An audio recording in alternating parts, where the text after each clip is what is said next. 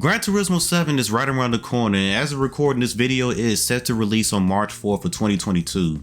After seeing the trailers and the features revealed for GT7, it's definitely looking a lot more promising than GT Sport, which was a big disappointment to many longtime fans of the Gran Turismo series. GT Sport lacked compared to the previous GT games. Less cars, less tracks, less features. The game aimed at esports. Polyphony did add some career mode events throughout its life cycle, but it just wasn't the same as the previous GT games. Not to mention, once you play those events right away and complete them, you then gotta wait for the next update to see if it's gonna be more events. The delivery editor was great, but other than that, GT Sport was a big disappointment.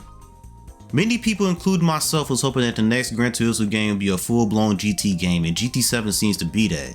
Before GT7 was revealed, Kaz, who is the creator of the Gran Turismo series, said in an interview that Gran Turismo 7 is going to be a combination of the past, present, and future. So we definitely seen them bring back stuff from past GT games that's going to be in GT7, like the used car dealership, GT Auto where you can do oil changes, wash your vehicle, and etc. Plus, tuning is back where you can buy parts for your vehicle. You also got classic GT tracks returning like Trial Mountain and Deep Forest Raceway. So they definitely heavy on nostalgia, and I mean, I guess it makes sense. Nostalgia is so popular nowadays. Just look how many movies and games are getting remakes and sequels after so many years. Polyphony is definitely following that trend. GT7 is going to improve things from GT Sport like delivery editor, escapes, and sport mode. So that's cool, all of that is cool, but where is the new stuff? There's nothing new being introduced to the GT series. Some things I was hoping to be added in GT7 was multi-class racing, engine swaps, driver swaps, and etc. Nothing's being added, it seems. They went over all the features in the PlayStation blog, and I'm pretty sure if those type of features was being added, they would have talked about them by now. Don't get me wrong, this doesn't kill my excitement for GT7, but it is kind of disappointing that there's not going to be anything new to the game. They brought back some things from the past GT games and are improving stuff in general, but it would have been nice to see something new to the series. And I'm not counting cars and tracks. I'm sure there will be some new cars and some new tracks introduced to the GT series. Now, when it comes to GT7, it's going to be released on the PS4 and PS5. Could this explain why there's a lack of new features? Think about it. This game is going to be a cross-gen game. It's going to be released on both PS4 and PS5.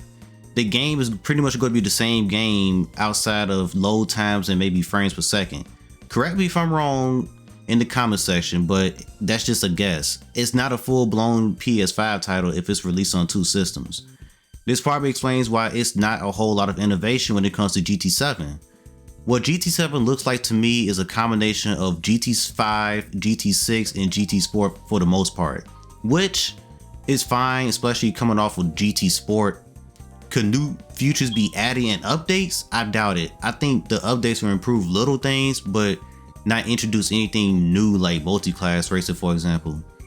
But who knows, it could be something new in GT7 that hasn't been talked about yet, but like I said, I think they would have talked about it by now, especially the game being so close to release. This isn't a video bashing Gran Turismo 7, it's just something I noticed when it comes to the lack of new features. I'm still excited for Gran Turismo 7, and while Polyphony is at it with the nostalgia, I hope they add shuffle racing back from GT5 and be able to qualify for career mode races like in the GT3 game, instead of starting last in every race. But that's going to be it for me. I'm looking forward to GT7. I want to know if you guys are as well, and do you agree with what I said in this video? Have you noticed the lack of new features for this upcoming Gran Turismo game? Does it matter to you? Let me know in the comments. I'm going to go ahead and roll up out of here. Y'all have a good one. Peace.